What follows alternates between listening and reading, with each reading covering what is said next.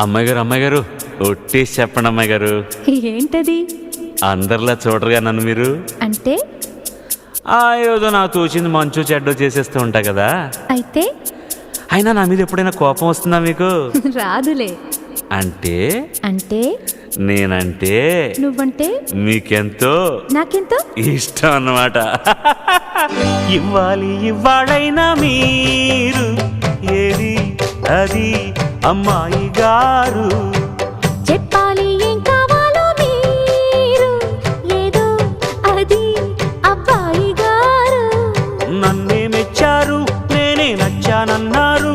తీరా అది అంటే ఇంకా ఏమో ఆలోచిస్తారు.